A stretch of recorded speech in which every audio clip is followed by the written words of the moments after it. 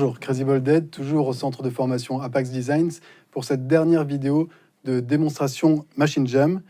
Et pour cette vidéo, je vais vous montrer comment Machine Jam s'intègre très bien dans Live d'Ableton. Donc, j'ai ouvert Live, et sur la première piste, j'ai chargé un plugin VST de Machine, que je vais ouvrir. Et donc, ici, j'ai la fenêtre, le set sur lequel je travaillais, que je peux lancer.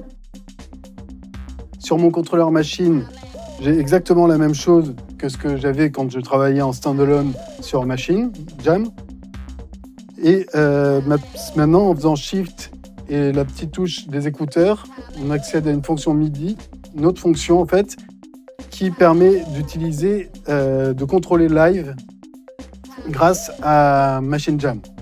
Ça a quelques similitudes, même pas mal de similitudes avec Push, ce que propose Ableton, mais il y a aussi des différences et personnellement, je trouve que les deux produits se complémentent très bien l'un et l'autre parce qu'il y a des choses qu'on peut faire avec Jam qu'on ne peut pas faire avec Push ou un peu plus difficilement, par exemple de passer en mode arrangement grâce à un bouton ou d'autres choses. Et inversement, il y a des choses qu'on peut faire avec Push qui sont plus difficiles à faire avec Jam. Donc concrètement, pour contrôler mon set Machine dans Live, je vais utiliser une fonction qui est ici, qui est la MIDI Scene Change. Donc j'active Programme Change pour les scènes, et je vais faire la même chose pour le MIDI Lock Change, Programme Change, et ne pas oublier d'activer le canal 2, le canal MIDI 2.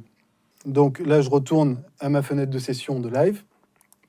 Donc je vais créer plusieurs clips, en fait un clip par scène que j'avais créé dans mon set. Et donc sur la première scène, je vais changer le programme Change ici, je vais le mettre sur 1. Pour la deuxième scène, je vais le mettre sur 2. Troisième sur 3. Et quatrième sur 4.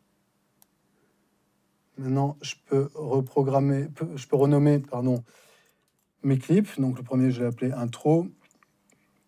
Le deuxième, Chorus, plutôt Verse 1. Le deuxième, Verse 2. Le quatrième, Chorus. Et donc, si je lance mes clips, j'ai bien l'intro. La première partie du couplet. Et donc le chorus qui se lance avec ce clip. Maintenant, je vais créer une autre piste MIDI pour contrôler les locks. Donc, j'ai créé cette piste MIDI. Maintenant, avec la partie input-output, il faut que je la route vers Machine 2, sur la piste MIDI 2. Là, je vais simplement copier mes clips MIDI qui ont déjà les programmes Change programmés. Le premier, je vais l'appeler Main. Le deuxième, je vais l'appeler No Drum.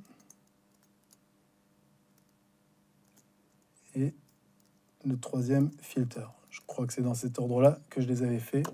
Je vais vérifier ça tout de suite. On a le filtre, là.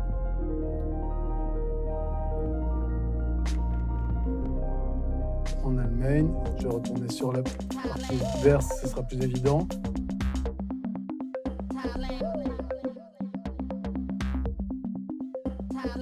Voilà, donc j'ai mes trois éléments, mes trois locks, plus l'accès aux différentes scènes.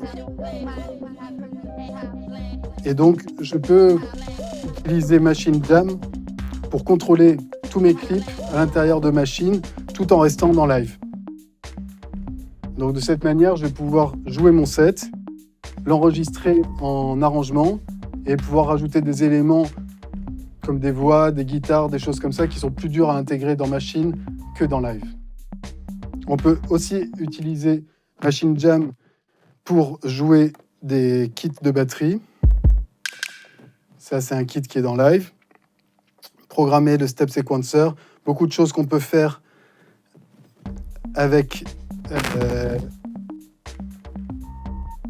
Push qui sont accessibles également avec Machine Jam. Voilà, j'espère que ces vidéos vous auront donné envie de découvrir Machine Jam et de l'utiliser. C'est un outil très puissant qui est un parfait complément de Machine et qui permet aussi d'utiliser d'autres logiciels et que je vous invite à découvrir.